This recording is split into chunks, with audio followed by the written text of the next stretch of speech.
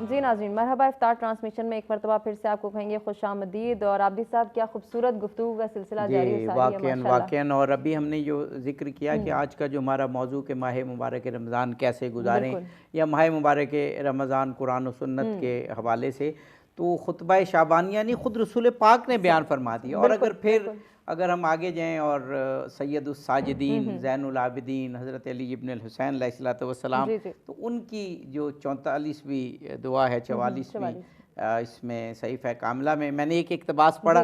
اب جناب قبلہ پیر صاحب سے ایک سوال کرتے ہوئے کہ امام فرماتے ہیں کہ اے اللہ محمد اور ان کی آل پر رحمت نازل فرما اور اس چاند کے گھٹنے کے ساتھ ہمارے گناہوں کو بھی محو کر دے. ہوتا ہے نا 27 کے بعد 28 کو چاند غائب ہو جاتا ہے، تو چاند کے گھٹنے کے ساتھ گھٹتا بھی ہے اور پھر محو ہمارے گناہوں کو بھی محو کر دے. اور جب اس کے دن ختم ہونے پر آئیں تو ہمارے گناہوں کا وبال ہم سے دور کر دے، تاکہ یہ مہینہ اس طرح تمام ہو کہ تو ہمیں خطاؤں سے پاک اور گناہوں سے بری کر چکا. سبحان اللہ. اصل میں یہ جو ائمہ مطہرین ہیں یہ ان حقائق سے واقف ہیں جو عام مخلوق کی نگاہوں میں نہیں ہیں. یہ جو لفظ رمضان ہے اس کو اگر ہم اس کو دیکھیں تو رمضان یا رمد ایک گرم پتھر جس پر کوئی چیز رکھ دی جائے اور اس میں اوپر سے کوئی چیز میل کچیل اتر جائے اس حوالے سے بھی ہے، اور تیز بارش بھی ہے جو کسی چیز کو بہا کے لے جائے. تو اسی طرح ہی ہے کہ جیسے جیسے یہ روزے ہیں اللہ کی رحمت کے ساتھ بندہ مومن آگے بڑھتا چلا جاتا ہے، اللہ رب العالمین اس کو پاک و پاکیزہ فرماتا جاتا ہے. تو یہ امام علیہ السلام نے یہ جو دعا کی ہے تو یہ ہماری دعاؤں کا بہرحال حصہ اس کو ہونا چاہیے کہ پروردگارہ جس طرح یہ رمضان شریف کے ایام ختم ہوں ہمارے گناہ بھی ختم ہو جائیں اور ہمیں پاکیزگی اور طہارت نصیب ہو جائے. اور پھر پاکیزگی اور طہارت کے حوالے سے پھر میں یہ کہنے میں حق بجانب ہوں کہ شاید یہی وجہ ہے کہ یہ رمضان شریف میں مسلمانوں کو ایمان والوں کو گناہوں سے پاک و پاکیزہ کر کے ان ہستیوں سے جوڑنا بھی مقصود ہے جو خدا کے قرب کا باعث ہے. انما یرید اللہ لیذھب عنکم الرجس. تو ان سے جڑنے کے لیے اور قریب ہونے کے لیے انسان کا ان چیزوں سے پاک ہونا چونکہ ضروری ہے، اور جب بندہ ان کے قریب ہو جائے گا تو قربت خداوندی کی دولت نصیب ہوگا. اس لیے بھی رمضان شریف ضروری ہے. سبحان اللہ سبحان اللہ. جناب مولانا عارف حسین واحدی صاحب دعاؤں میں چاہے امام زین العابدین علیہ السلام کی ہوں چاہے رسول پاک نے جو خطبہ کہا بار بار اس کا ذکر آیا ہے کہ ماہ مبارک رمضان میں اپنے آپ کو جہنم کی آگ سے آزاد کرواؤ اور روز قیامت کی سختی سے آزاد کرواؤ. ائمہ تحرین اور خود رسول پاک نے جتنا اس پہ زور دیا ہے شاید ہمیں اس سختی کا وہ جو قیامت کے دن ہونی ہے اور وہ جو ڈے آف ججمنٹ ہے روز جزا ہے اس کا احساس نہیں ہے. اگر اس کا ہو تو یہ ماہ مبارک ایک ایسا وسیلہ ہے کہ ہر روز ندا آتی ہے. یہ بھی احادیث میں ہے کہ رات کو ندا آتی ہے ہر شب کہ کون ہے جو اپنے آپ کو جہنم سے آزاد کرنا چاہتا ہے، کون ہے جو رزق چاہتا ہے، کون ہے جو اپنی خطائیں معاف کروانا چاہتا ہے، اور وہ پھر انتظار کرتا ہے کہ نیچے سے عمل آئیں. اور یہ جی آغا صاحب جب ہم میں سے کوئی فوت ہو جاتا ہے، کوئی عزیز کوئی بزرگ فوت ہوتا ہے تو سب روتے ہیں، دکھی ہوتے ہیں، صدمے میں ہوتے ہیں. لیکن اگر آپ دیکھیں نا تو صدمہ یہ ہوتا ہے اولاد روتی ہے کہ ہائے ہمارا باپ چلا گیا ہم کدھر جائیں گے، بہن روتی ہے کہ میرا بھائی چلا گیا میں کدھر جاؤں گی، بالکل صحیح. والدین روتے ہیں کہ ہمارا بیٹا چلا گیا ہمارا کون سہارا چلا گیا. یہ کوئی نہیں سوچتا کہ وہ بیچارہ جو آگے جا رہا ہے اس کی اگلی منزل کے بارے میں بھی کچھ سوچے، کتنی مشکل منزل کی طرف جا رہا ہے، قبر کے مراحل کتنے مشکل ہیں، برزخ کے مراحل کتنے مشکل ہیں، اور میدان محشر کا وہ مرحلہ جہاں پسینے میں شرابور ہوں گے اور پتہ نہیں کیا کیا مناظر ہیں، اور پھر آگے حساب و کتاب کی منزل کتنی مشکل ہے اس کے بارے میں کوئی نہیں سوچتا. میرے خیال میں اللہ نے ہمیں یہ مقدس گھڑیاں جو دی ہیں، اگر ہمارے سامنے وہ جہنم کا شدت کا عذاب اور وہ آگ کے شعلے جو ہیں وہ ہمارے سامنے ہوں، جتنا زیادہ اس کے بارے میں آگاہی ہوگی اتنا زیادہ ہماری مناجات میں لذت ہوگی. چونکہ خشیت الہی اگر ہوگی، خوف خدا اگر ہوگا تو میں زیادہ گڑ گڑاؤں گا، روؤں گا اور اپنے اللہ سے پناہ مانگوں گا کہ میرے اللہ مجھے اس جہنم سے نجات عطا فرما. اب میں کیونکہ پروگرام اختتام کی طرف جا رہا ہے تو جناب قبلہ پیر سید طیب شاہ گیلانی صاحب سے بھی اور پھر مولانا عارف واحدی صاحب سے بھی ایک بڑے دل کی تڑپ کے ساتھ ایک ذکر کرنا چاہوں گا کہ وہ نہ ہوا تو پروگرام مکمل نہیں ہوگا۔ اس کو ماہ مواسات کہا گیا۔ احادیث میں رسول پاک نے کہا کہ یہ غم گساری کا مہینہ ہے، ماہ مواسات ہے، غم گساری کا مہینہ ہے۔ اگر غم گساری میں فلسطینیوں کو یاد نہ رکھیں تو وہ کیا رمضان ہوا ہمارا، پھر کیا ماہ مواسات ہوا، کیا ماہ غم خاری۔ فلسطینیوں پر مسلمان ہونے کے ناطے ان کا اور کوئی قصور نہیں ہے، صرف یہ قصور ہے کہ وہ اللہ کا نام لیتے ہیں۔ جو ظلم ڈھایا جا رہا ہے ہم ان کو دعاؤں میں کیسے یاد رکھیں، عملی طور پر کیا کریں کہ ماہ رمضان میں ہم اس آسپیکٹ کو اگنور نہ کریں۔ چند جملے آپ سے اور چند جملے جی بس ہم وہ جو اب اس صورتحال میں ایک دل دکھی ہے اور ان کی وہ جو فوٹیج وغیرہ دیکھتے ہیں اور پتھر باندھے ہوئے ہیں اور زخمی ہیں اور چور چور ہیں، دل تو روتا ہے، لیکن ایک ادنا درجے کی جو ایمان کا ادنا ترین درجہ ہے وہاں سے بڑھ کے تھوڑا سا اپنی زبان سے تو ہم اظہار کر سکتے ہیں کہ ان کے ساتھ ظلم ہو رہا ہے، اور ہمارے جو اسلامک لیڈرشپ ہے ان کو چاہیے کہ وہ اس پر کوئی اقدام کریں اور کچھ آواز کم از کم، چلو عملی طور پہ نہیں، آواز تو اٹھائیں ان کے حق میں، تاکہ مظلوموں کے حق میں آواز اٹھانے والوں میں تو کم از کم شامل ہو سکیں۔ بالکل سے آغا صاحب آپ حضور اکرم صلی اللہ علیہ وسلم خود اسی خطبہ میں ارشاد فرما رہے ہیں کہ آپ کی جو بھوک اور پیاس ہے، جب دن کو لگے نا بھوک اور پیاس لگے تو اس وقت روز قیامت کی جو بھوک اور پیاس ہوگی اسے یاد کریں۔ میں اپنے مسلمان بھائیوں سے، اپنے جوانوں سے، اپنی ماؤں اور بہنوں سے یہ گزارش کروں گا کہ ماہ رمضان ہے، جس وقت آپ کو پیاس لگے نا یا بھوک لگے تو یاد کرو ان مظلوم فلسطینی بچوں کو جو چھوٹے چھوٹے معصوم ہیں، بوڑھی عورتیں ہیں، بیمار لوگ ہیں، بھوک سے تڑپ رہے ہیں، پیاس سے تڑپ رہے ہیں، پینے کا پانی اسرائیل انہیں نہیں جانے دیتا۔ اس حد تک ظلم ہے تو آؤ مسلمان، وہ یہ فریاد کر رہا ہے یا للمسلمین، ہائے مسلمان، وہ تم کہتے ہو کاش ہم کربلا میں ہوتے تو ہم ان مظلوم اہل بیت اطہار کے افراد کی مدد کرتے۔ آج یہی کربلا بنا ہوا ہے فلسطین۔ آج یزیدیوں نے جس انداز میں رون ڈالا ہے غزہ کو اور فلسطینیوں کو، آئیں ہم یہاں جو مدد کر سکتے ہیں، آپ نہیں جا سکتے نا وہاں، لیکن جو مدد کر سکتے ہیں، بجائے اس کے کہ رنگین دسترخوان بچھائیں اپنے گھر میں افطاریوں پہ، اس کا کچھ حصہ نکال کے فلسطینیوں کے لیے رکھیں، کچھ خود کھائیں اور اپنے بچوں کو کھلائیں۔ ہم ہر لحظہ ہر لمحہ ان مظلوموں کی یاد میں رہیں گے۔ یہ نہ ہو کہ اس وجہ سے ہماری پکڑ ہوگی، وہ تو پکارتے رہے، وہ تو فریادیں کرتے رہے اور تم میں کوئی لبیک کہنے والا نہیں۔ اللہ اکبر۔ عابدی صاحب، جو آغا صاحب بات کر رہے ہیں، کل ہی ہم نے امریکی جریدے کی ایک رپورٹ شامل کی جس میں فلسطینیوں کی روداد ہے کہ اس بار کا رمضان پچھلے مرتبہ سے اس لیے ڈیفرنٹ ہے کہ ہم اپنے گھروں میں نہیں ہیں، ہم خیمہ زن ہیں۔ تو کیا گزر رہی ہوگی ان پہ جو اپنے گھروں میں ہی نہیں ہیں؟ ہم یہ خیال کرتے ہیں کہ سحری کے لیے ہمیں وقت ملے اور ہم بازار میں جا کے خریداری کریں، افطار کے وقت خریداری کریں، صرف فکر یہ ہوتی ہے کہ ہم وقت پہ پہنچ جائیں، وقت پر خریداری کر لیں، وقت پر اپنے بچوں کے پاس آ جائیں، لیکن اس وقت وہ زمین ایسی ہے کہ جس میں جو بنیادی رزق ہوتا ہے آٹا، وہ وہاں پر نہیں ہے اور وہ اوپر سے پھینکا جاتا ہے اور پانی تک نہیں ہے۔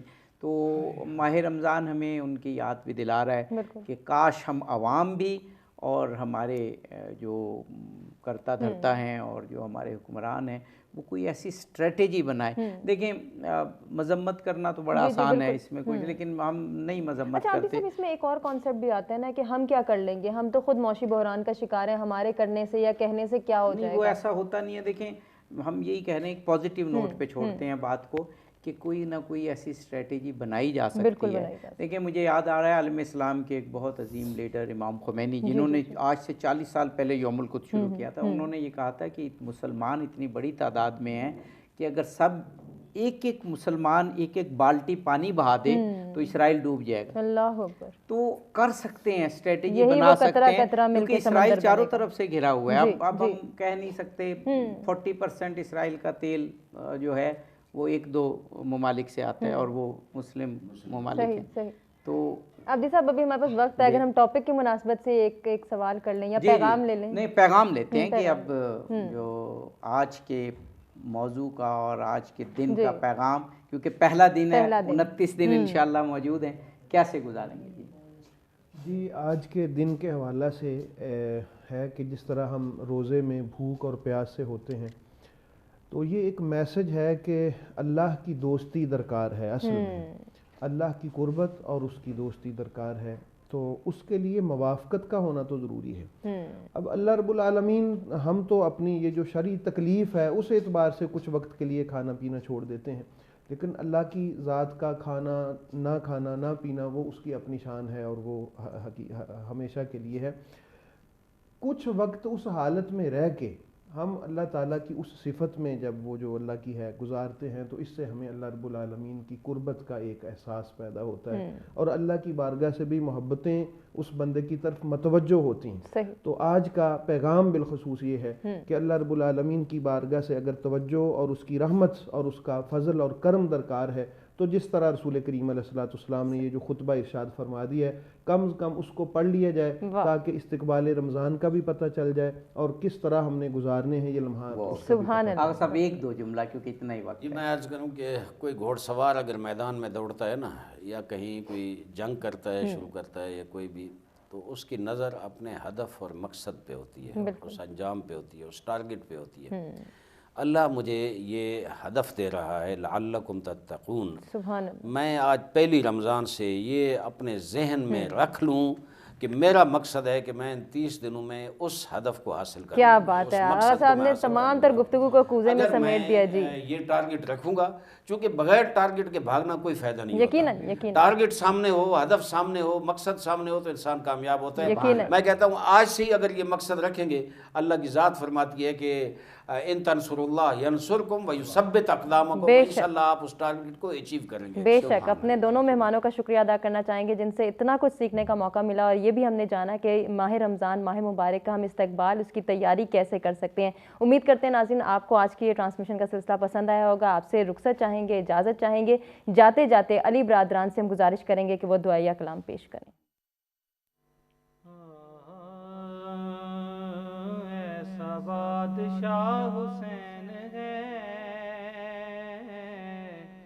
ایسا بادشاہ حسین ہے، یا حسین ہے، یا حسین ہے، نہ پوچھئے کہ کیا حسین ہے۔ یہ بات کس قدر ہنسی، یہ بات کس قدر ہنسی، جو کہہ گئے معین الدین کے دین کی پناہ حسین ہے۔ ایسا بادشاہ حسین ہے جس کی فکر کربلا حسین وہ دماغ ہے، یہ پنجتے کی انجمن کا پانچواں چراغ ہے۔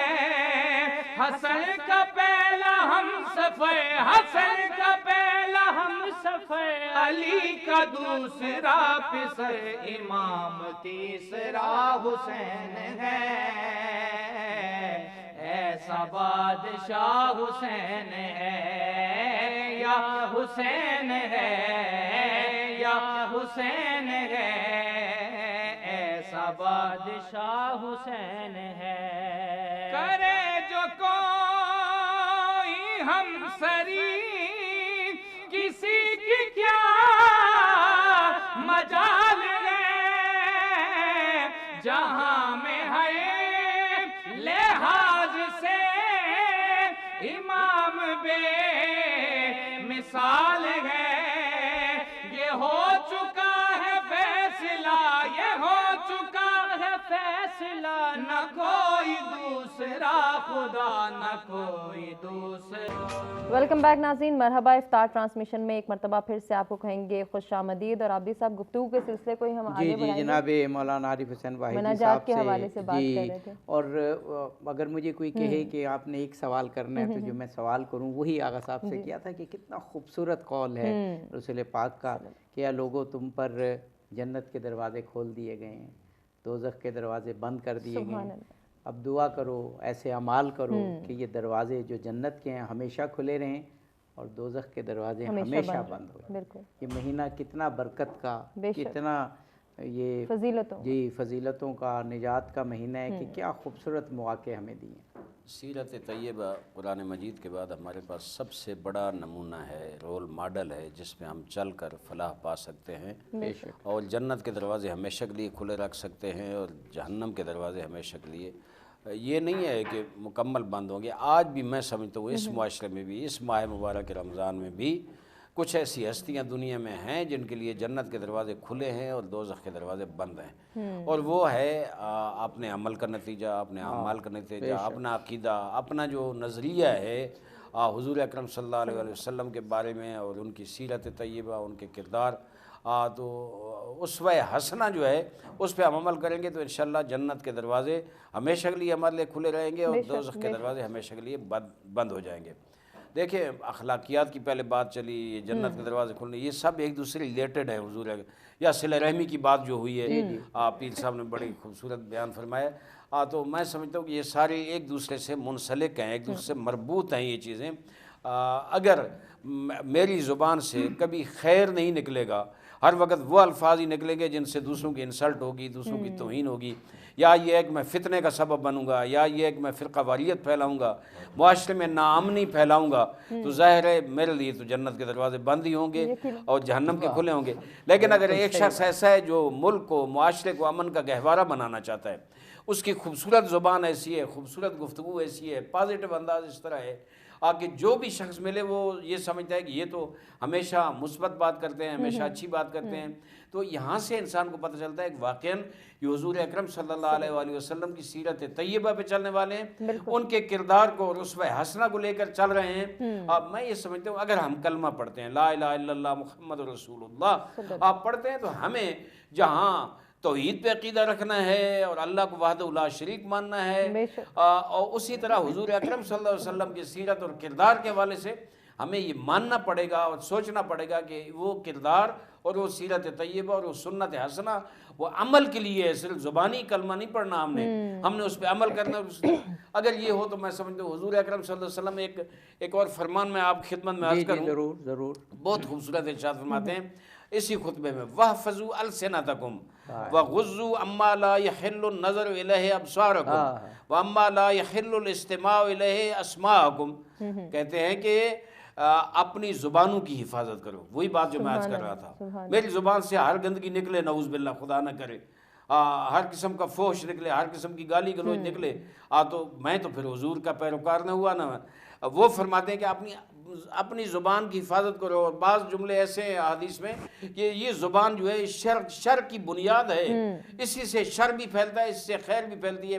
تو جس شخص کی زبان کنٹرول میں ہے، ایک جگہ مثال دی غالباً حضرت امیر المومنین علیہ السلام کا فرمان ہے کہ یہ سانپ کی مانند ہے، دیکھنے میں بہت خوبصورت ہے، اس کے ساتھ باتیں کر کے چس بڑی آتی ہے اور مزہ بڑا آتا ہے، غیبت کر کے اور جھوٹ بول کر، لیکن یہ انسان نہیں دیکھتا کہ میرے کردار کو کتنا ڈیمیج کر رہی ہے میری، اور اس طرف نہ دیکھو جس طرف اللہ نے روکا ہے کہ تیری نگاہ اس طرف جائے، اس طرف نہ دیکھو۔ معاشرے میں خرابیاں یہاں سے پیدا ہوتی ہیں، بد کرداری، میرا دل سیاہ ہوتا ہے اس سے اگر کسی نامحرم کی طرف ایک نگاہ چلی جائے غلط جناب، اور جس چیز کو میں نے نہیں سننا، اللہ نے روکا ہوا ہے مجھے کہ نہیں سننا، حضور فرماتے ہیں اس کو عہد کر دو کہ اس کو نہیں سننا، یعنی اس کا معنی یہ ہے کہ میرے کان، میری زبان، میری آنکھیں میرے کنٹرول میں ہونی چاہیے، شیطان کے کنٹرول میں اور ہوا و حوث اور خواہشات جناب قبلہ پیر صاحب، میں نے ایک روایت پڑھی، یہ خطبہ جاری تھا اور شیعہ سنی دونوں مساجد میں یہ متفقہ روایت، لیکن میں جس حوالے سے پڑھ رہا ہوں کہ خطبہ جب رسول پاک نے دیا تو اس کے بعد مولا کائنات امیر المومنین حضرت علی ابن ابی طالب کھڑے ہوئے اور کہا کہ یا رسول اللہ اس مہینے میں سب سے افضل عمل بتائیے۔ تو ظاہر ہے دھیان تو یہی جاتا ہے تلاوت قرآن کا، نماز کا، قرات کا، حسن اخلاق کا جو ذکر ہوا، لیکن رسول اللہ نے فرمایا کہ اس مہینے سب سے بڑا عمل، سب سے افضل کہ جن باتوں سے اللہ نے منع کر دی ہے ان باتوں سے باز رہے، حرام کی طرف۔ اور وہی اسی بات کو تسلسل میں رکھتے ہوئے جی جو یہ جو جنت کی بات چل رہی تھی اور حرام اور حلت و حرمت کی، اسی ایک آپ کے فرمان عالی شان کو ہمارے علماء بعض اس دفعہ اس طرح بھی بیان کرتے ہیں کہ شیطان جو ہے نا وہ دو جگہ سے حملہ کرتا ہے. جنت کا دروازہ جس طرح ہماری ماؤں کے قدموں کے نیچے جنت ہے، باپ جنت ہے، اور تلواروں کے سائے میں جنت ہے، یعنی اس کا مطلب ہے کچھ اسباب ایسے ہیں جو جنت کی طرف لے جاتے ہیں. بالکل صحیح بات. ایسے ہی جو شیطان ہے وہ ایک ہمارے اس حرام کوئی کھائے، یعنی منہ کی طرف سے، یا پھر غلط بات منہ کی طرف سے آئے. اور نبی کریم علیہ الصلوۃ والسلام نے فرمایا انسان اپنی شرمگاہ کی اور زبان کی مجھے گارنٹی دے دے، میں اس کو جنت کی گارنٹی دیتا ہوں. تو یہ یعنی بات پھر وہیں پہ آ گئی ہے کہ جس بات سے اللہ تعالیٰ نے منع کیا ہے اس سے منع ہو جاؤ. اور فاتقوا اللہ ما استطعتم، یہ میں سمجھتا ہوں کہ ہمارے جیسے کمزور لوگوں کے لیے شاید اللہ رب العالمین نے کچھ تھوڑا سا فرمایا کہ تم بہت بڑے بڑے اولیاء کی طرح اگر تم اس مقام پہ نہیں جا سکتے تو کم از کم جتنا بن پڑے اتنا تو اس بات پہ عمل کرو نا، کہ جتنا ہو سکے زیادہ سے زیادہ، کہ جس بات سے تمہیں غیر حاضر، اور تقویٰ ہے ہی عابدی صاحب یہ، یعنی کہ ایک جگہ پہ اللہ پاک کی چاہت اور منشا ہے کہ یہ بندہ وہاں نہ جائے تو وہاں بندہ جائے نہ، اور جہاں اللہ کی منشا ہے کہ یہ یہاں آئے وہاں سے غیر حاضر نہ ہو. تو یہی ہمیں سکھایا جاتا ہے، اور یہی حضرت علی علیہ السلام نے پوچھا ہے، اور میرے نبی کریم علیہ الصلوۃ والسلام نے فرمایا کہ جہاں تک ہو سکے جن باتوں سے اللہ نے منع کر دیا ہے جو حرام ہیں اس سے بچ جاؤ. اور مولا علی علیہ السلام کا ایک فرمان اور بھی میں عرض کر دیتا ہوں، وہ بھی اسی کے ساتھ ہی ریلیٹڈ ہے. تو آپ نے فرمایا تھا کہ اگر تم بہت زیادہ نیکیاں نہیں بھی کر سکتے تو کم از کم تم گناہوں سے تو اپنے آپ کو بچاؤ. بہت سبحان اللہ، سبحان اللہ. جناب مولانا عارف حسین واحدی صاحب، ماہ رمضان کے پہلے دن کا ذکر ہو رہا ہے کہ کیسے شروع کیا جائے، تو اگر ایک بات ہم نہ کریں تو بات مکمل نہیں ہوگی کہ جن کے بارے میں شیعہ سنی دونوں روایت میں موجود ہے کہ قیامت کے دن کہا جائے گا کون ہے زین العابدین، اور امام علی ابن الحسین زین العابدین آگے بڑھیں گے، تو ان کی ایک 44ویں دعا ہے ان کی دعاؤں کی کتاب میں، تو اس کے پڑھنے کا بھی ذکر کیا گیا. وہ فرمائیے گا ایک اگر آپ اجازت دیں تو ایک چھوٹا سا اقتباس. آپ دیکھیے مولا حضرت زین العابدین کیا کہتے ہیں: تمام تعریف اس اللہ کے لیے ہے جس نے اپنے لطف و احسان کے راستوں میں سے ایک راستہ اپنے مہینے کو قرار دیا، یعنی رمضان کا مہینہ، صیام کا مہینہ، اسلام کا مہینہ، پاکیزگی کا مہینہ، تصفیہ و تطہیر کا مہینہ، عبادت و قیام کا وہ مہینہ، وہ مہینہ جس میں قرآن نازل ہوا، جو لوگوں کے لیے رہنما ہے، ہدایت ہے، اور حق و باطل کے امتیاز کی روشن صداقتیں رکھتا ہے. اب یہ دعا جس روانی سے جاتے جیسے اللہ تعالیٰ کی رحمت کی لہریں ہیں جو آگے بڑھ رہی ہیں، اگر اس دعا کو ہم پورا پڑھیں، 2-3 صفحوں کی دعا ہے یہ، تو کیا کمال کی دعا ہے. تو آج کے اعمال میں اگر آج دن کو نہیں پڑھ سکے تو ہمارے جو دیکھنے والے ہیں وہ رات کو یہ دعا پڑھیں. فرمائیے. یہ جو اس مہینے کے تقدس کے بارے میں آپ نے یہ مولا کے جملے جو پڑھے ہیں، کل جب میں یہ دعا تلاوت کر رہا تھا تو میں اس وقت میرے ذہن میں آیا، جب یہ 3-4 خصوصیات جو آپ نے بتائی، اسی وقت یقین کریں میرے ذہن میں آیا کہ میں اسے نوٹ کرتا ہوں، اور جب عابدی صاحب پاس پروگرام ہوگا تو میں ان کا ترجمہ کروں گا. اور اتفاقاً آج آپ نے پڑھ دیا، اور ہم نے آپ ایسے علماء سے ہی سیکھا. میں سمجھتا ہوں کہ صحیفہ سجادیہ جسے حضرت امام خمینی رحمۃ اللہ علیہ نے زبور آل محمد کہا ہے، اپنے وصیت نامے میں کہتے ہیں زبور آل محمد. اور جس موضوع کو بھی ضرورت ہو، اگر آپ اس کو، یعنی ماہ رمضان کے آغاز ہے تو اس پہ جناب دعائیں موجود ہیں، شب قدر کے ایام ہیں تو ان میں مولا کی دعائیں موجود ہیں، اور ماہ رمضان کے الوداع کے لیے موجود ہیں. قرآن کا جب ختم کریں تو اس کے لیے الگ دعا موجود ہے، اس میں قرآن کے کیا فضائل لکھے ہوئے ہیں. تو میں سمجھتا ہوں امام علیہ الصلوۃ والسلام کی عملی زندگی اور جو فکری اور نظریاتی اور عقیدتی زندگی ہے اس کا مطالعہ ہمارے ہر جوان کو کرنا چاہیے. اور یہ جو صحیفہ سجادیہ ہے اس کا بڑا گہرا مطالعہ ہونا چاہیے. وہ جو پہلے مناجات کا ذکر ہوا تھا، اگر کوئی چاہتا ہے کہ مناجات کرے، اگر کوئی چاہتا ہے اللہ سے لو لگائے، اگر کوئی چاہتا ہے کہ خداوند کریم کے ساتھ محبت کی باتیں کرے، اگر کوئی چاہتا ہے کہ اللہ کا قرب حاصل کرے، میں سمجھتا ہوں صحیفہ سجادیہ کی دعائیں آپ پڑھے ترجمے کے ساتھ. جس کو عربی آتی ہے فبیا، اس سے بڑی لذت کوئی نہیں ہے جو عربی سمجھتا ہے. لیکن جو نہیں سمجھتا وہ اگر صحیفہ سجادیہ کو پڑھے اور اس کا ترجمہ ساتھ پڑھے، میں سمجھتا ہوں انسان کا دل و دماغ روشن ہو جاتا ہے اور نورانی ہو جاتا ہے، اور انسان کی زندگی کے راستے بڑے کھل جاتے ہیں. یہی امام زین العابدین علیہ السلام کا ایک واقعہ جو پیچھے میں موضوع پہ گفتگو کر رہا تھا اور قبلہ صاحب نے بھی کی، میں عرض کروں کہ مولا کے ساتھ مولا حج کے لیے چلے پیدل، اور ساتھ ایک ساتھی کو لیا کہ اس دفعہ چلیں جناب وہ اکٹھے چلتے ہیں پیدل مدینے سے. تو اس ساتھی کے ساتھ ایک غلام تھا, وہ امیر آدمی تھا, اس کے ساتھ ایک غلام تھا پیچھے پیچھے آ رہا تھا. وہ بار بار رہ جاتا تھا پیچھے, پھر ان کو روک کر انتظار کرنا پڑتا تھا. تو اس نے ایک دفعہ غصے میں آ کر ایک گالی دے دی. اسے میں وہ گالی نہیں زبان پہ لاؤں, اسے کہا تو حلال زادہ نہیں ہے, یعنی اس کا مفہوم یہ تھا. یہ گالی دے دی. مولا رک گئے. مولا نے فرمایا ھذا فراق بینی و بینک, میرے اور تیرے درمیان یہ جدائی ہے, میرے ساتھ اب تو نہیں چل سکتا, میں تیار نہیں ہوں کہ تو میرے ساتھ چلے. اس نے کہا مولا میں سچ کہہ رہا ہوں, یہ حلالی نہیں ہے. مولا نے فرمایا نہیں ہوگا, لیکن تو نے اپنی زبان گندی کی ہے یا نہیں, کیا ضرورت تھی اپنی زبان پہ اس کثافت کو لانے کی. یہ امام زین العابدین علیہ السلام کی سیرت ہے. سب ائمہ اس طرح ہیں, آپ بڑے بزرگوار صحابہ ہیں ماشاءاللہ, بڑے باکردار لوگ, اور اس طرح کے اعمال ملتے ہیں.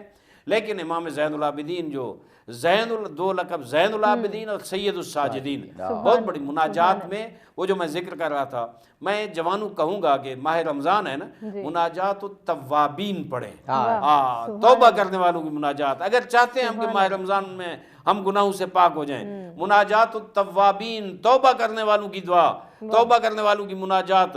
اور وہ اگر دل کی گہرائی سے پڑھیں گے, تدبر کریں گے, غور و فکر کریں گے, میں سمجھتا ہوں آپ کی زندگی میں تغیر آ جائے گا. یہ سب جو آپ مناجات کا ذکر کر رہے ہیں, یہ جو امام زین العابدین کی کتاب ہے صحیفہ کاملہ, اس کے علاوہ 15 مناجاتیں ہیں. اس کے علاوہ 15. اور اگر آپ دیکھیں تو ایک تو مفاتیح الجنان میں یہ موجود ہیں, اور ایک ادارہ منہاج القرآن نے, ڈاکٹر طاہر القادری نے بھی یہ 15 جو مناجاتیں ہیں یہ علیحدہ سے چھپوائی تھیں. تو گویا یہ امت مسلمہ کا مشترکہ سرمایہ ہے. یہ وہ جوابات ہیں جو آج کا نوجوان پوچھتا ہے, تیاری کیسے کریں, استقبال کیسے کریں. بے شک, بالکل صحیح آپ کہ امام زین العابدین اور باقی ائمہ یا حضرت علی علیہ السلام, ان کی زندگی میں جو ہے کہ رات کی تاریکی میں مسجد سے رونے کی آوازیں آتی تھیں, اور لوگ جاتے تھے اور دیکھتے کہ امام زین العابدین یا مولا کے زمانے میں مولا علی علیہ السلام موجود ہیں.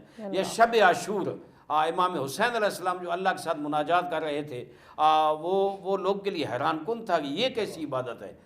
وہ جو کلچر عبادت کا, مناجات کا, راز و نیاز کا ائمہ اہل بیت اطہار نے دیا ہے, میں سمجھتا ہوں اس کی طرف ہمارے اس معاشرے کو, جو بگڑا ہوا معاشرہ ہے, جو خدا کی طرف متوجہ نہیں ہے, جو خدا کے ساتھ بہترین ہے. آغا صاحب ہمیں ایک بریک پہ جانا ہے. جی ناظرین, بریک کے بعد حاضر ہوتے ہیں, سلسلے کو آگے بڑھاتے ہیں. جی ناظرین, گفتگو کا سلسلہ جاری ہے, اور بارگاہ رسالت مآب صلی اللہ علیہ وآلہ وسلم میں بریک پہ جانے سے پہلے ہدیہ نعت پیش کر رہے تھے علی برادران.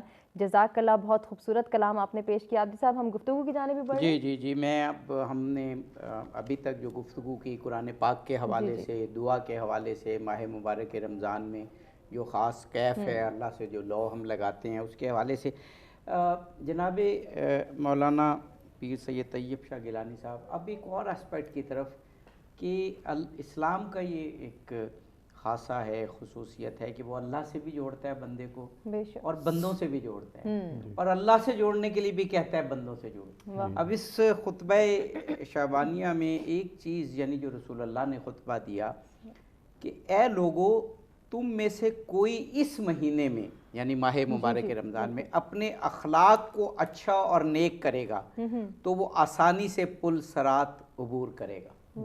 اب آپ نے دیکھا کہ ہم اپنی عام زندگی میں قبلہ پیر صاحب جو سب سے زیادہ چیز سے ڈرتے ہیں نا, وہ پل صراط ہے. ذرا سا اکثر دعا میں اس کا ذکر کرتے ہیں. تو رسول اللہ اس کو اخلاق سے جوڑ رہے ہیں کہ جو اخلاق اچھے کرے گا. اس کا مطلب ہے کہ یہ مہینہ اپنے آپ کو با اخلاق بنانے کا ہے, لیکن ویسے دیکھا تو الٹ ہی گیا. تو آپ ذرا ایسے ہی ہے, بلکہ پل صراط کا جس طرح رسول کریم علیہ السلام نے ارشاد فرمایا ہے, بالکل ہماری آنکھوں کی ٹھنڈک ہے آپ کے فرامین جو ہے.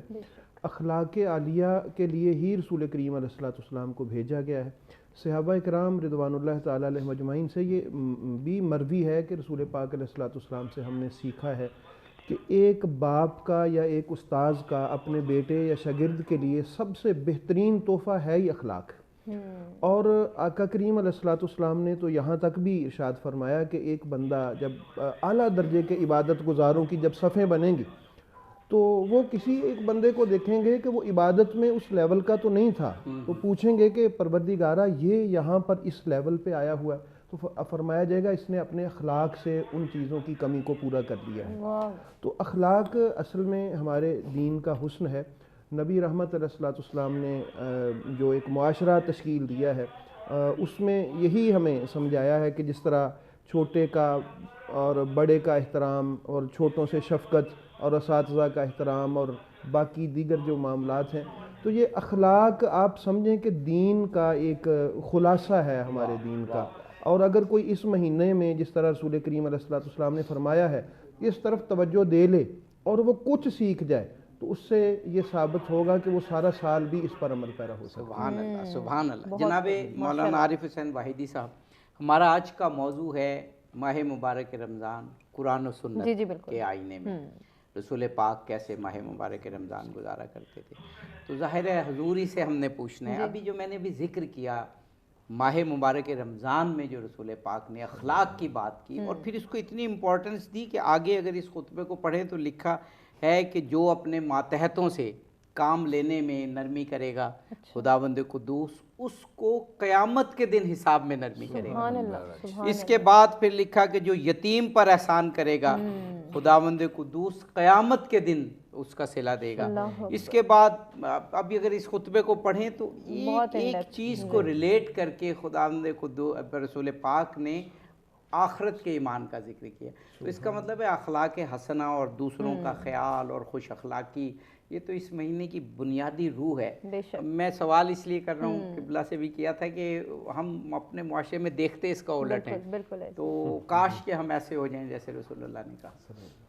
جی، تخلقوا باخلاق اللہ، اللہ کے اخلاق سے اپنے آپ کو مزین کرو، عادتیں وہی بناؤ، اپنے اندر وہی صفات پیدا کرو جو اللہ کی صفات ہیں.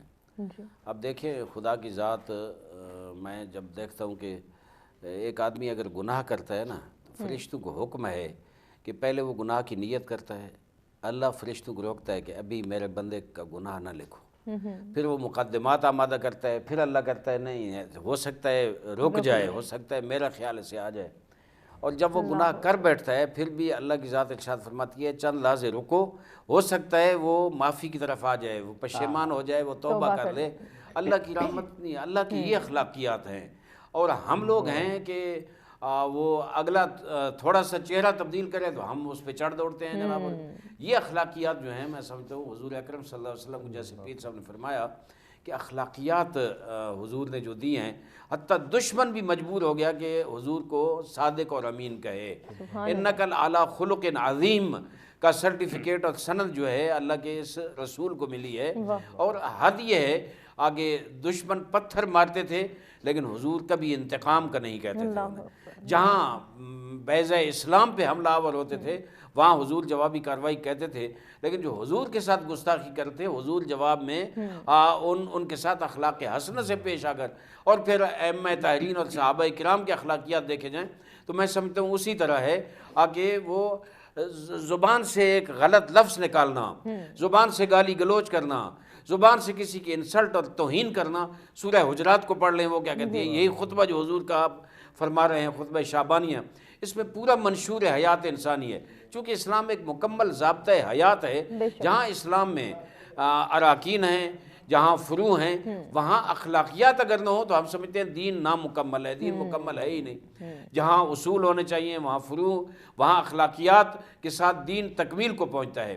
تو ہم یہ سمجھتے ہیں کہ حضور اکرم نے جو حضور کے بارے میں قرآن کہتا ہے، حضور نے جو اخلاقیات کے بارے میں فرامین ہیں، اور خود حضور کی ساری عملی زندگی جو ہے وہ قصہ تو آپ لوگوں نے بہت سنا ہوگا. یہ آگے ایک عورت آ کر کانٹے بچھا دیتی تھی، ایک دن نہیں آئی تو حضور نے پوچھا کہ یہ کیوں نہیں آئی، کہا وہ بیمار ہے. حضور چلے گئے اس کے گھر، چلے گئے، دستک دی اور کہا ساتھیوں نے کہ حضور آپ کی عیادت کرنے آئے ہیں. وہ پہلے ڈر گئی کہ حضور مجھ سے انتقام لینا چاہتے ہیں. حضور نے فرمایا ہم انتقام والے نہیں ہیں، ہم تو اصلاح والے ہیں. اس کی اصلاح ہو گئی اور وہ قدموں پر جھک پڑی.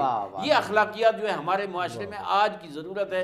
اللہ کرے اس ماہ مبارک رمضان میں ان اخلاقیات کو ہم اپنی زندگی میں عملی شکل پر بے شک بے شک. جناب قبلہ پیر صاحب، ابھی جب میں ذکر کر رہا تھا اخلاقیات کے حوالے سے تو دو جملے جو یا دو لفظ میں نے کہے کہ اس معاملے میں ہم تھوڑے سے ذرا کمزور ہیں، لیکن جو اگلی جو لائنز ہیں رسول پاک نے کہیں تو میں الحمدللہ مجھے احساس ہوا کہ نہیں، کچھ ایسے شعبے ہیں جس میں ہمارا معاشرہ، اب رسول اللہ نے کہا کہ جو کوئی اس مہینے میں اپنے رشتہ داروں سے قطع رابطہ کرے گا خداوند قیامت کے دن اس سے اپنی رحمت کو قطع کر دے گا۔ لیکن ہمارے ہاں بہرحال یہ مثبت روایات معاشرے میں موجود ہیں، عزیزوں کو، رشتہ داروں کو افطار پہ بلاتے ہیں، غریبوں کو افطار کرواتے ہیں، تو یہ جو ایک وہ کلچر اور ویلیوز ماہ مبارک رمضان کی ہیں، یہ ہمیں اپریشیٹ کرنا چاہیے کہ ہمارے پاس لوگ جو بڑے بڑے ناراض لوگ ہوتے ہیں ان کو افطار میں بلا کے منانے فرمائیے گا۔ جی بالکل ایسا ہی ہے، اور اس پہ تو خیر بہت سختی ہے شریعت مطہرہ کے حوالہ سے۔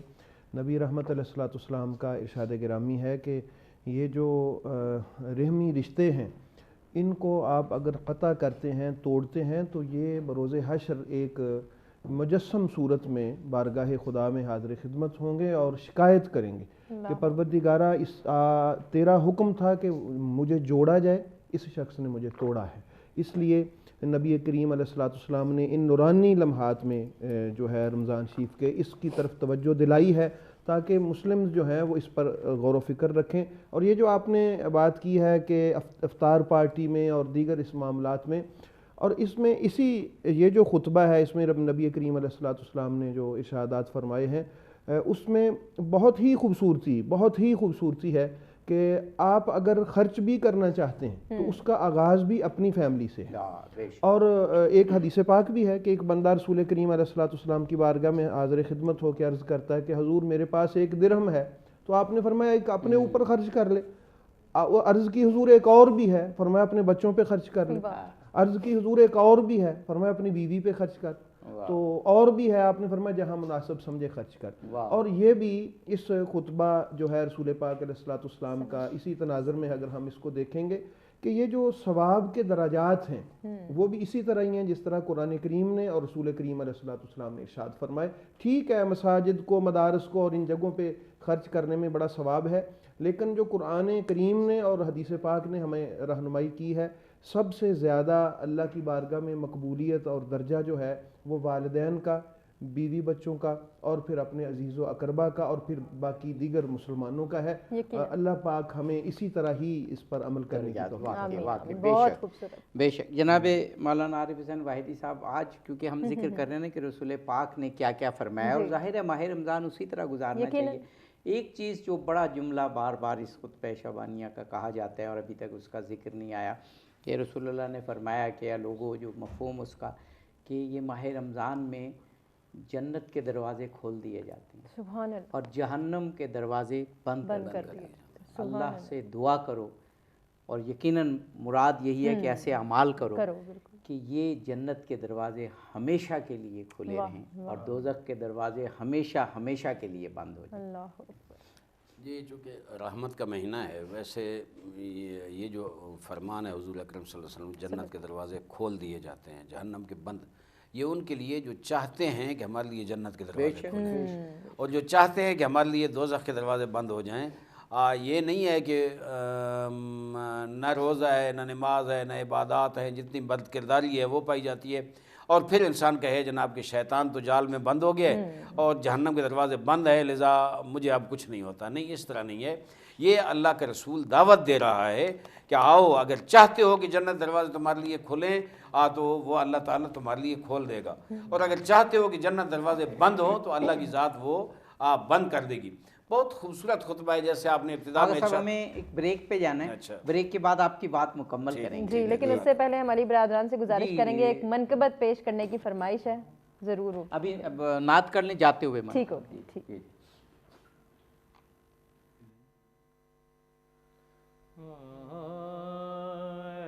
ختم رسول مکی مدنی ہے، ختم رسول مکی مدنی، کونین میں تم سا کوئی نہیں، کوئی نہیں ہے، ختم رسول، اے ختم رسول مکی مدنی، اے ختم رسول مکی مدنی کو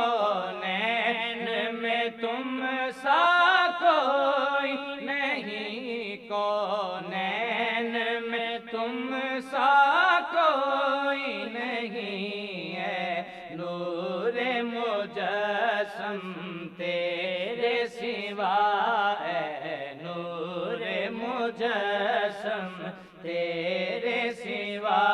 महबूब खुदा का कोई नहीं, कोई नहीं है। ख़त्म रसूल औसाफ तो सबने पाए हैं, औसाफ तो सबने पाए हैं, पर हुस्न सरापा कोई नहीं, पर हुस्न सरापा कोई नहीं। आदम से जनाबे ईसा तक, आदम से जनाबे ईसा तक, सरकार के जैसा कोई नहीं, कोई नहीं है। ख़त्म रसूल ये शान तुम्हारी है आका, ये शान तुम्हारी है आका। तुम ऐशे बरी पर पहुँचे हो, तुम अर्शे बरी पर पहुँचे हो। ज़ीशान नबी हैं सब, लेकिन मेराज का दूल्हा कोई। जी नाज़रीन, मरहबा। इफ्तार ट्रांसमिशन में इफ्तार के खुशकुन वक्फे के बाद एक मरतबा फिर से आपको कहेंगे खुश आमदीद। जी आबिद साहब। जी बहुत सही आपने कहा कि इफ्तार के बाद और इफ्तार के वक्त जो अल्लाह की रहमत का, नेमतों का एहसास होता है, बेशक वो बड़ी मारूफ हदीस है ना कि इफ्तार के वक्त मोमिन को दो नेकियां हैं, यानी उसकी दो खुशियां हैं। एक तो खुशी वक्त इफ्तार और एक जब अल्लाह से मुलाकात होगी। जनाब क़िबला पीर सैयद तैयब शाह गिलानी साहब, माह मुबारक रमज़ान का वो मशहूर खुतबा शाबानिया जो रसूल पाक ने बयान फरमाया, वो मुझे तो ऐसे लगता है कि इस्लाम का मंशूर आपने बयान फरमा दिया है। कोई इस्लाम की ऐसी तालीम नहीं है कि जो इस्लाम की रूह हो और उसमें मौजूद ना हो। अल्लाह के हुकूक, बंदों के हुकूक, इबादत, अखलाक, सब कुछ उसमें मौजूद है। एक चीज़ और जो मैंने अभी हमने ज़िक्र किया वक्फे से कबल के कुरान पाक की तिलावत और उस पर गौर का बहुत ज़्यादा कहा गया। मैं चाह रहा हूँ कि ये सवाल टैकल किया था और बयान किया था जनाब मौलाना आरिफ हुसैन वाहिदी साहब ने। आपसे भी हम कुछ सुनना चाहेंगे, क्योंकि ये बड़ी बुनियादी बात हमें लगती है कि कुरान पाक को पढ़ना और समझ कर पढ़ना, एक आयत का सवाब माह रमज़ान में रसूलुल्लाह ने फरमाया, बाकी दिनों में पूरे ख़त्म कुरान के बराबर। जी फरमाइए। जी बिल्कुल, जैसे अल्लामा साहब फरमा रहे थे, बड़ी अच्छी गुफ्तगू की। असल में मकसद जब कहा जाता है कि कुरान करीम की तिलावत इन अय्याम में आप ज़्यादा करें, तो ज़्यादा से मुराद असल यही है कि इसको ज़्यादा से ज़्यादा समझने की कोशिश करें। क्योंकि कुरान करीम एक जिस तरह कहा कि हमारी ज़िंदगी का मंशूर है, ये सिर्फ़ एक सवाब हासिल करने की कोई किताब नहीं है। इसमें हमारी जिस तरह आखिरत की आखिरत संवरती है, ज़िंदगी संवारने के भी तमाम तर उसूल अल्लाह पाक ने कुरान मजीद में इरशाद फरमाए। मसलन कोई बंदा कलाम मजीद में से ये जब हम सूरह फातिहा पढ़ते हैं मिसाल के तौर पे, तो इन अय्याम में चाहिए हमें, रमज़ान शरीफ जब आ जाता है, चलो ज़्यादा अगर किसी ने कुछ नहीं करना, ये एक मैसेज है, तो जो आयात उसकी रूटीन में शामिल हैं या जो सूरा शामिल वो पढ़ता है नमाज में, कम अज़ कम उसको तर्जमा और तशरीह से वो याद करे।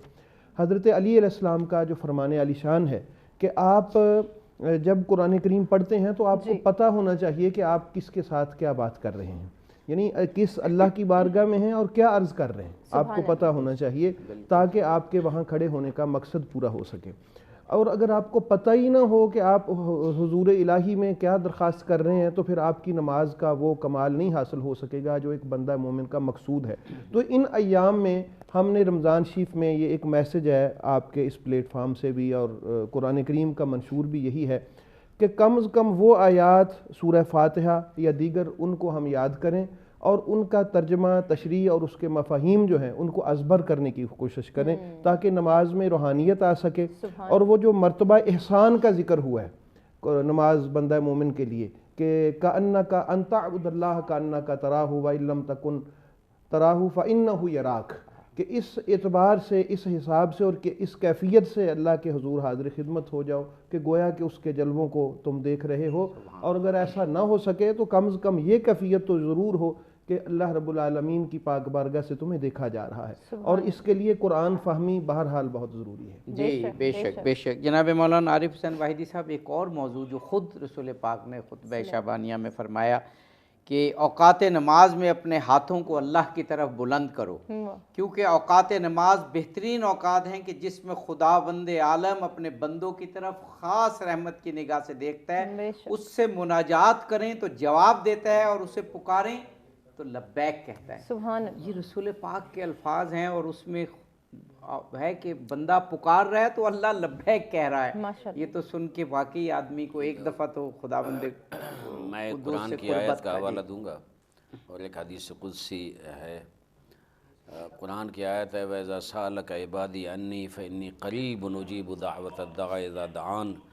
جس وقت بندہ سوال کرتا ہے تو اللہ فرماتا ہے کہ میں اس کے بہت زیادہ قریب ہوں اور اس کی بات سن رہا ہوں اور اس کی دعا مستجاب کر رہا ہوں. تو اللہ خود دعوت دیتا ہے کہ آؤ میرے دروازے پہ آؤ، بلاتا ہے. مناجات ایک ایسی لذت ہے جو انہی کو حاصل ہو سکتی ہے جو اس مناجات میں گئے ہیں، اس وادی میں گئے ہیں. جو نہیں گئے ان کو لفظ مناجات سے کوئی مزہ نہیں آتا. مناجات یہ ہے کہ اپنے رب پاک سے راز و نیاز کرو، مصلی عبادت بیٹھ کر تنہائی میں رات کی تاریکی میں.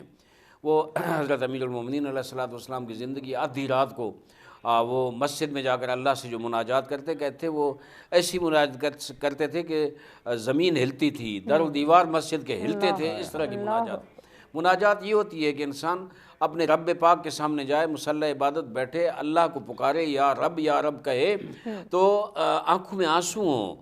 یہ نہیں کہ میں پکاروں اللہ کو اور میری توجہ کوئی اپنے کاروبار کی طرف یا کوئی اور حساب و کتاب کی طرف ہو، نہیں. اور پھر معصوم کا یہ ارشاد بھی ہے کہ اگر آپ کوئی دعا کرتے ہیں تو اس میں اگر آپ چیک کرنا چاہتے ہیں، پڑتال کرنا چاہتے ہیں کہ آپ کی دعا مستجاب ہوئی ہے یا نہیں، تو آپ یہ دیکھیں کہ اس دعا کرتے وقت آپ کی آنکھوں میں آنسو آئے ہیں یا نہیں آئے. اور اگر آنسو اتنا آ جائے کہ اس سے مچھر کا پر تر ہو جائے تو یہ سمجھ لیں کہ آپ کی دعا مستجاب ہو گئی. سبحان اللہ سبحان اللہ. اور حدیث قدسی میں ہے کہ میں جتنا اپنے نیک بندے کی توبہ کا اور معافی کا منتظر ہوتا ہوں، اس سے زیادہ اپنے گناہگار بندے کی آواز سننے کے لیے بیتاب ہوتا ہوں. اور فرمایا کہ جس وقت میرا بندہ ایک مرتبہ مجھے یا رب کہتا ہے تو میں 10 مرتبہ کہتا ہوں لبیک یا عبدی، میرا بندہ میں تیری انتظار میں ہوں، میں تجھے لبیک کہنے کے لیے تیار ہوں.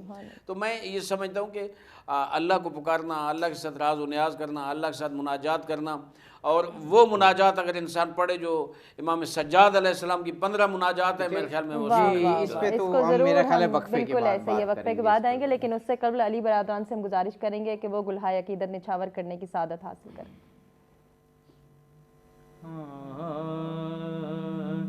شاہ کونو مکان کی بات کرو، شاہ کونو مکان کی بات کرو، جن کی دونوں جہاں پہ شاہی ہے.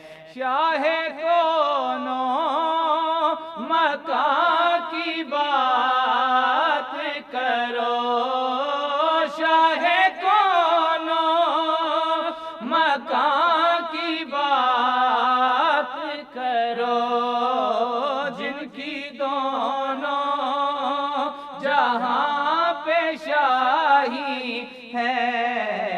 سبھی منگتوں کو جو غنی کر دے، سبھی منگتوں کو جو غنی کر دے دریا کا کی وہ گدائی ہے جس کی بو سے گلاب مہکا ہے جس کی بو سے گلاب مہکا ہے جس کی زو سے مہتاب چمکا ہے اس حبیب لبیب کی خاطر رب نے بز میں جہاں سجائی ہے اللہ موتی ہے اور نبی کا بے زبانوں کو جب وہ زبان دیتا ہے پڑھنے کو پھر وہ قرآن دیتا ہے بخشش پہ آتا ہے جب امت کے گناہوں کو تحفے میں گناہ گاروں کو رمضان دیتا ہے مرحبا افطار ٹرانسمیشن کا سلسلہ ناظرین جاری اور ساری ہے اور مرحبا افطار ٹرانسمیشن ہو سچ ٹی وی ہو اور اظہر علی عابدی صاحب موجود نہ ہو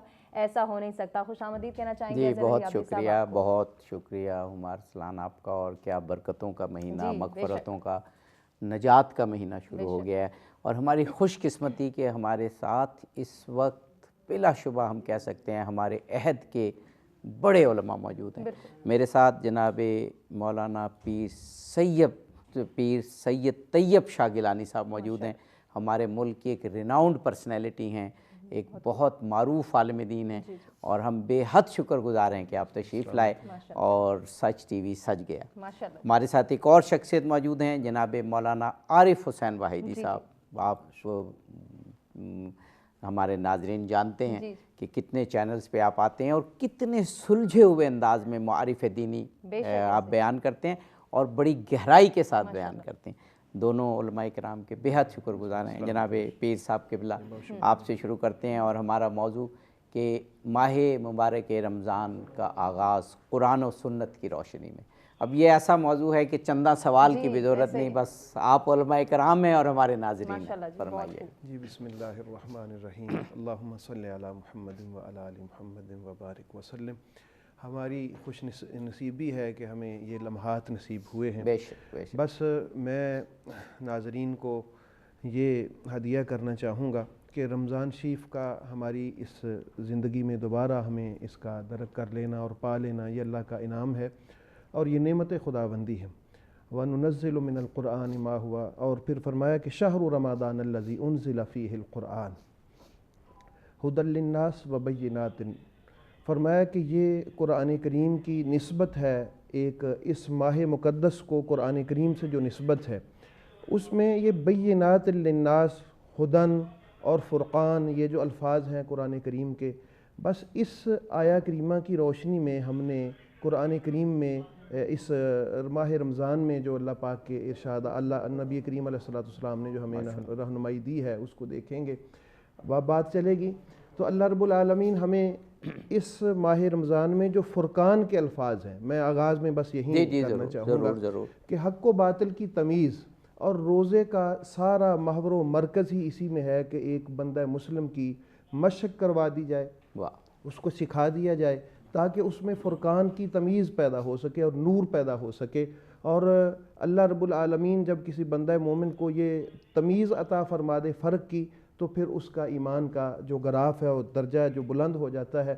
اور اسی لیے پھر یہ روزے کی مشق کروائی جاتی ہے واہ سبحان اللہ سبحان اللہ جناب مولانا عارف حسین واحدی صاحب اتنے مختصر لیکن خوبصورت الفاظ میں ماہ مبارک رمضان کو آغاز کرنے کا فارمولہ بتا دیا پیر صاحب قبلہ نے آپ بھی فرمائیے گا کہ ماہ مبارک رمضان ایک مسلمانوں کو ایک تحفے کے طور پہ ملنا اور رسول پاک کا اس کا خاص اہتمام کرنا بسم اللہ الرحمن الرحیم میں سب سے پہلے آپ سب کو اور امت مسلمہ کو اس مقدس ماہ کی آمد پر مبارکباد پیش کرنا چاہوں گا ہم سب گناہگار ہیں کوئی دعویٰ نہیں کر سکتا کہ میں معصوم ہوں اور گناہگار لوگوں کو اللہ ان کے لیے اسباب مہیا کرتا ہے بخشش اور مغفرت کے اور ہم یہ سمجھتے ہیں کہ اللہ کی عطا ہے یا اللہ کی نعمت ہے کہ کہ ماہ مبارک رمضان اللہ نے ہمیں عطا فرمایا، یا ایھا الذین آمنوا کتب علیکم الصیام کما کتب علی الذین من قبلکم لعلکم تتقون۔ پورا مہینہ ہم نے جد و جہد کرنی ہے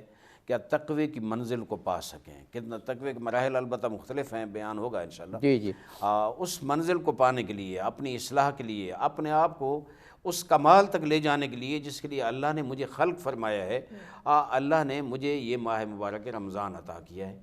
اور حضور اکرم صلی اللہ علیہ وآلہ وسلم کا جناب امیر المومنین علیہ الصلوۃ والسلام سے جو مروی ہے کہ حضور ماہ شعبان میں انہوں نے جو خطبہ ارشاد فرمایا، خطبنا، انہوں نے فرمایا کہ ہمیں خطبہ ارشاد فرمایا کہ ایھا الناس قد اقبل الیکم شہر اللہ۔ کتنا بڑا جملہ ہے، اے لوگو تمہاری طرف اللہ کا مہینہ آ رہا ہے۔ یہ ایام جو ہیں یہ اللہ کا شہر البرکت ورحمت والمغفرہ، یہ وہ مہینہ ہے جس میں برکت ہے، جس میں رحمت ہے، جس میں مغفرت ہے۔ اور اس لیے مسلمانوں نے، میں سمجھتا ہوں 3 اشروں میں یہی کیا ہے کہ برکت کا عشرہ اور رحمت کا عشرہ اور مغفرت کا عشرہ۔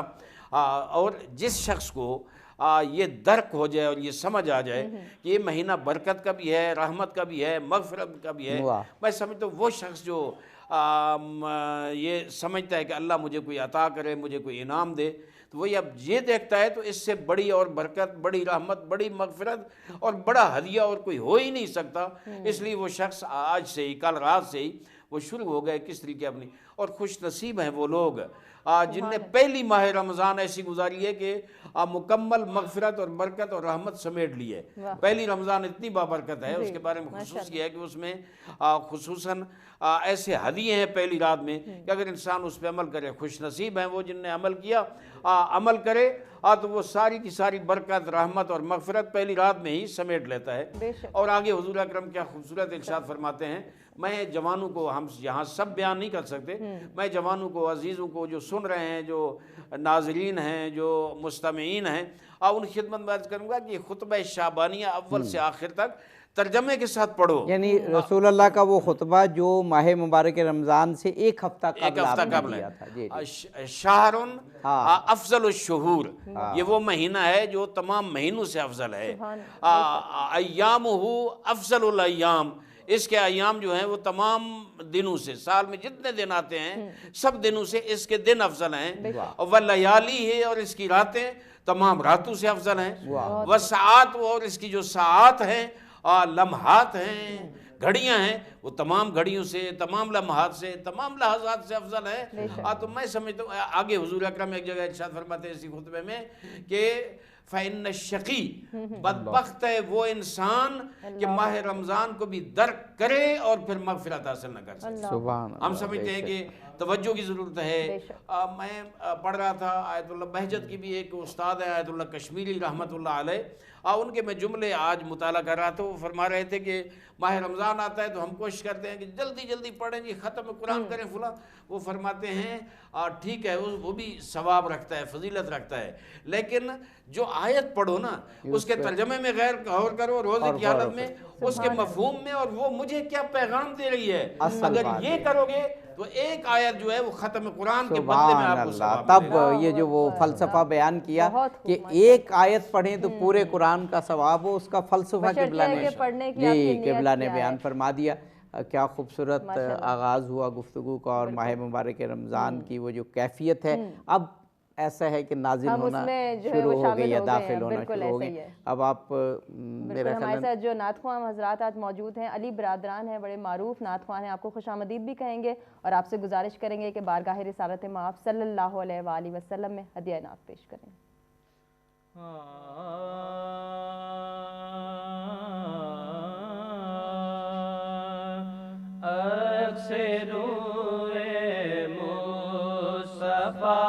سے ایسی زیبائی ملی، عکس روئے مصطفیٰ سے ایسی زیبائی ملی، عکس روئے مصطفیٰ سے ایسی زیبائی ملی،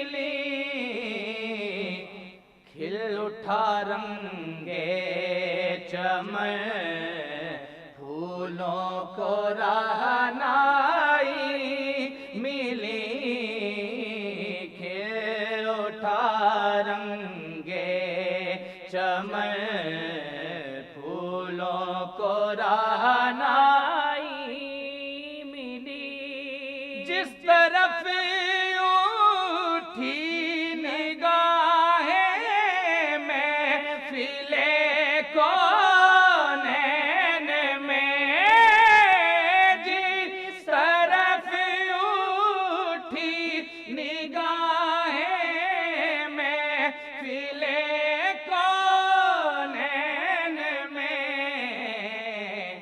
रहमतुल लिल आलमीन की जलवा फरमाई मिली रहमतुल लिल आलमीन की जलवा फरमाई मिली हज़रते हुई के तसद्दुक़ और कंबे के तुफ़ैल हज़रते हुई के तसद्दुक़ और कंबे के तुफ़ैल सारे आलम में हमें निस्बत भी मौलाई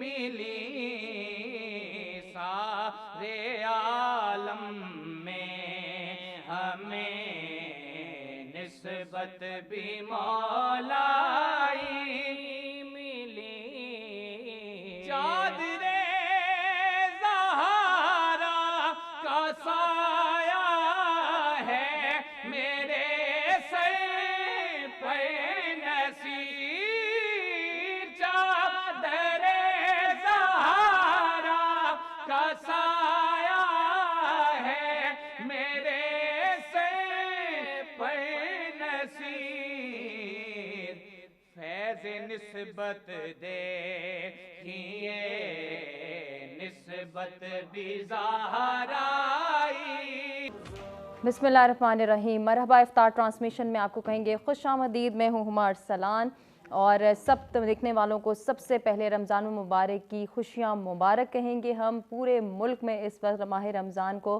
खुश आमदीद कहा जा रहा है, भरपूर इस्तकबाल किया जा रहा है माह रमज़ान का, और माह रमज़ान के इस भरपूर इस्तकबाल को हम भी पुरजोश अंदाज में मना रहे हैं। जैसा कि आप सब जानते हैं कि सच टीवी की रिवायत है कि माह रमज़ान का इस्तकबाल हम पूरा महीना करते हैं और इस माह रमज़ान की तमाम तर फजीलतें, बरकतें, सादतें और रहमतें समेटने के लिए आपकी खिदमत में हाजिर होते हैं। आपके साथ मिलकर हम जो है वो इस माह रमज़ान का ना सिर्फ इस्तकबाल करते हैं बल्कि इसको कैसे भरपूर अंदाज में मनाया जा सकता है इसकी भी भरपूर हम तैयारी करते हैं। और तैयारी का आगाज़ रब्बे करीम के नाम से हो तो फिर ये क्या ही बात होती है। रब्बे करीम का नाम लेने के लिए और आगाज़ में रब्बे ज़ुल जलाल के एक मकबूल कलाम से हम जो है वो इस ट्रांसमिशन का आगाज़ करेंगे। तिलावत कुरान मजीद से आगाज़ होगा और तिलावत कुरान मजीद के लिए कारी मोहम्मद वजाहत साहब से गुजारिश होगी कि आप बारगाह इलाही में कुछ कलाम पेश करें।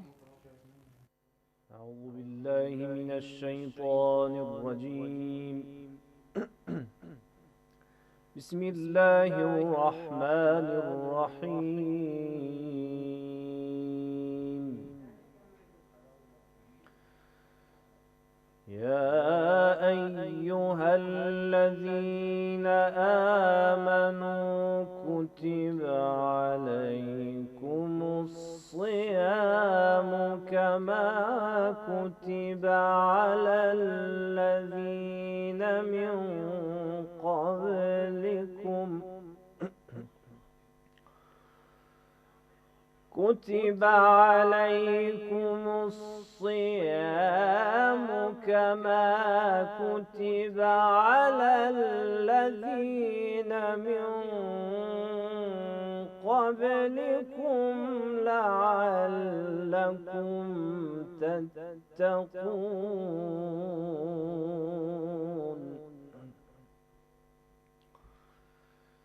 أياما معدودات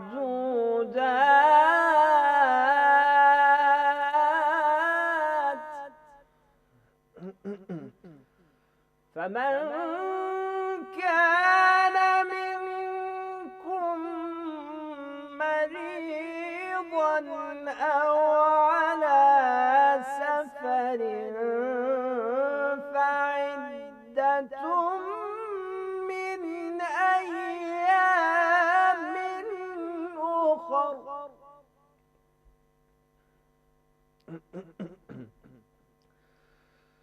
وعلى الذين يطيقونه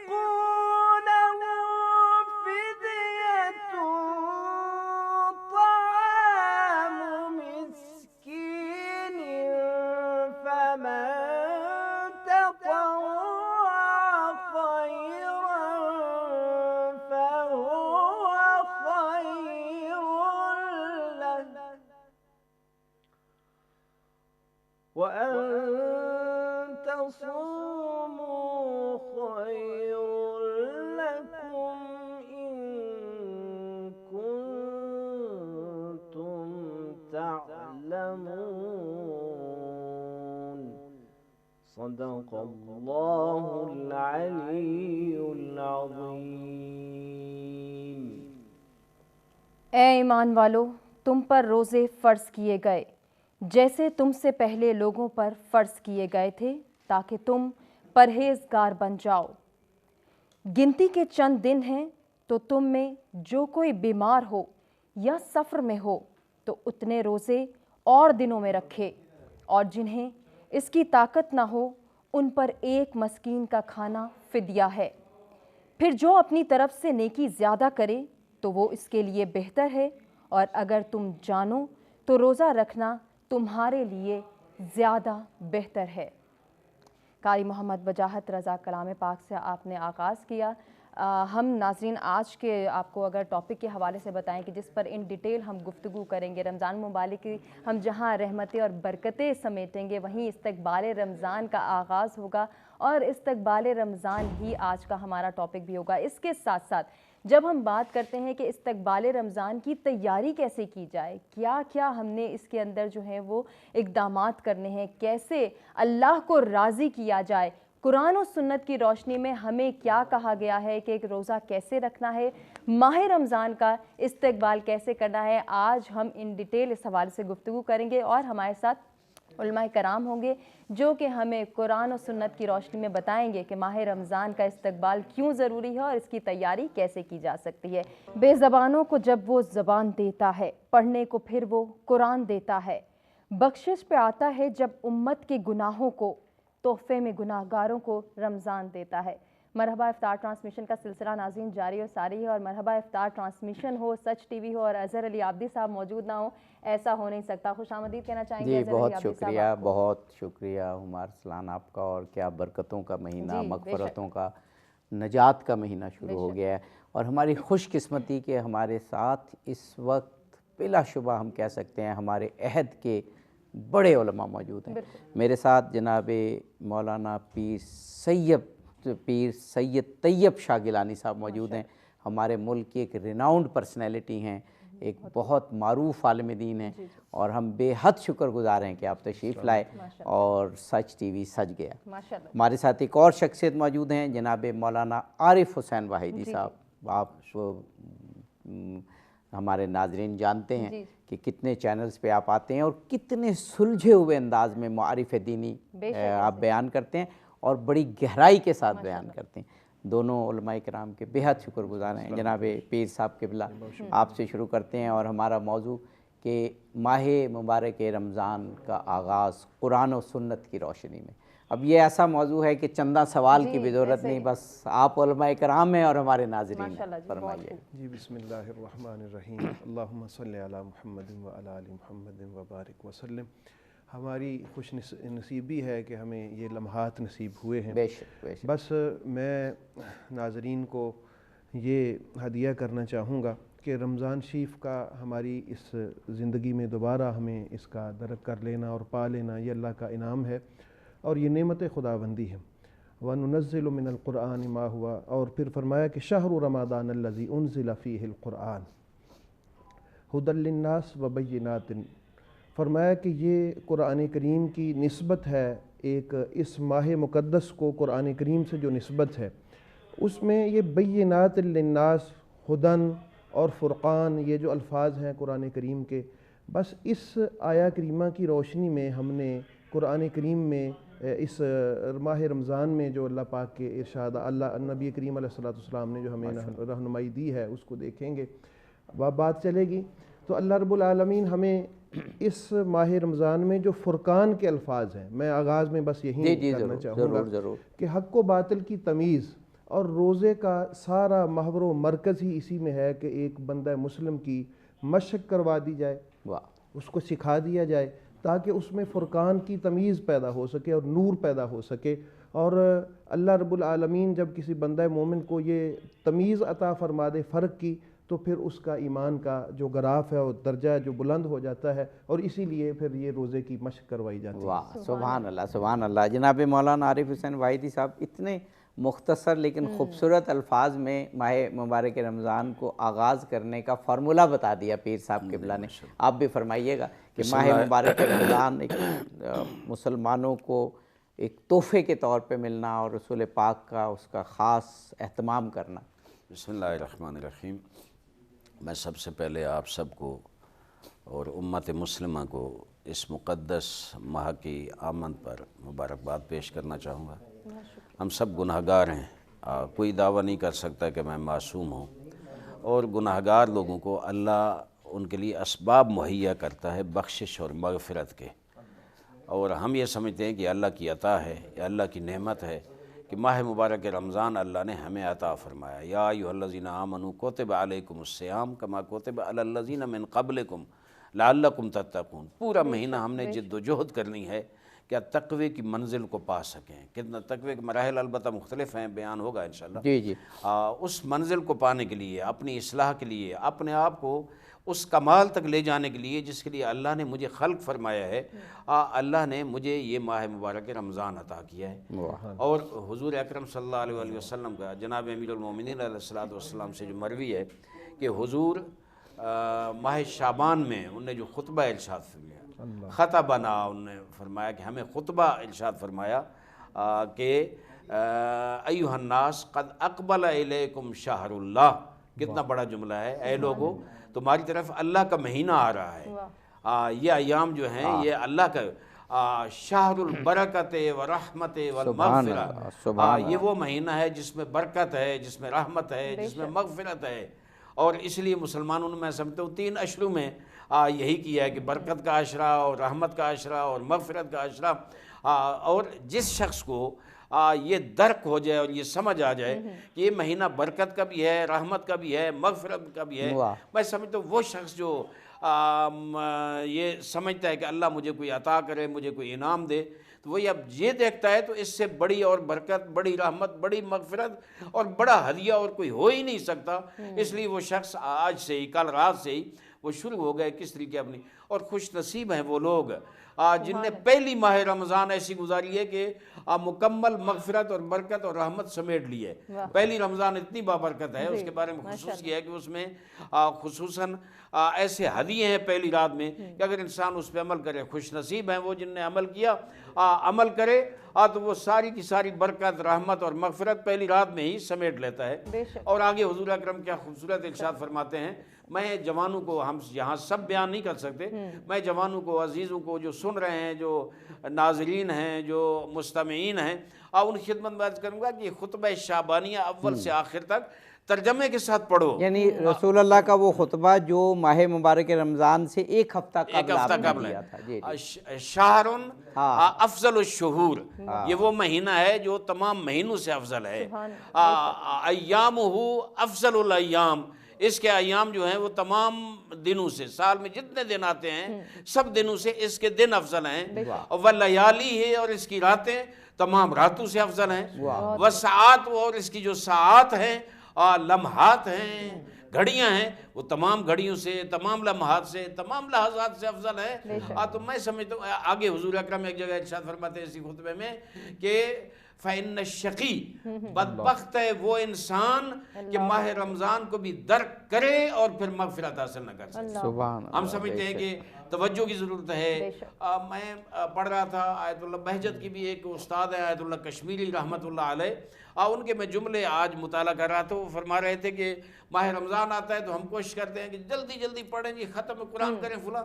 وہ فرماتے ہیں ٹھیک ہے وہ بھی ثواب رکھتا ہے، فضیلت رکھتا ہے، لیکن جو آیت پڑھو نا اس کے ترجمے میں غور کرو روزے کی حالت میں، اس کے مفہوم میں، اور وہ مجھے کیا پیغام دے رہی ہے. اگر یہ کرو گے تو ایک آیت جو ہے وہ ختم قرآن کے بدلے میں آپ کو ثواب تب یہ جو وہ فلسفہ بیان کیا کہ ایک آیت پڑھیں تو پورے قرآن کا ثواب ہو، اس کا فلسفہ قبلہ نے بیان فرما دیا. کیا خوبصورت آغاز ہوا گفتگو کا، اور ماہ مبارک رمضان کی وہ جو کیفیت ہے اب ایسا ہے کہ نازل ہونا شروع ہو گئی ہے، داخل ہونا شروع ہو گئی. اب آپ میرا خیال ہمارے ساتھ جو نعت خواں حضرات آج موجود ہیں، علی برادران ہیں، بڑے معروف نعت خواں ہیں، آپ کو خوش آمدید بھی کہیں گے اور آپ سے گزارش کریں گے کہ بارگاہ رسالت مآب صلی اللہ علیہ وآلہ وسلم میں ہدیہ نعت پیش کریں.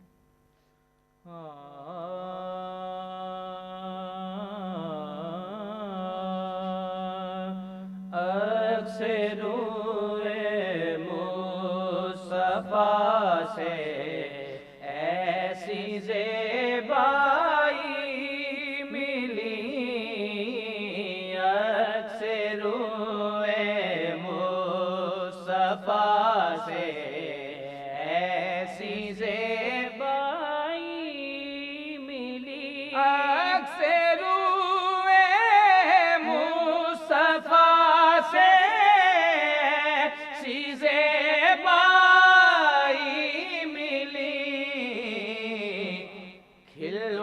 رنگے چمن پھولوں کو رہنائی ملی، کھل اٹھا رنگے چمن پھولوں کو رہنائی ملی.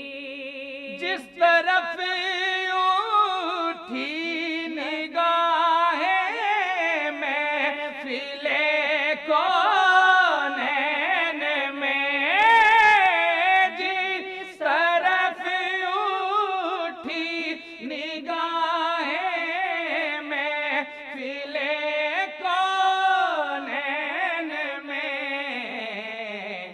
رحمت للعالمین کی جلوہ فرمائی ملی، رحمت للعالمین کی جلوہ فرمائی ملی. حضرت ہوئی کے تصدق اور کمبے کے طفیل، حضرت ہوئی کے تصدق اور کمبے کے طفیل، سارے عالم میں ہمیں نسبت بھی مولائی ملی، سارے عالم میں ہمیں نسبت بھی مولائی ملی.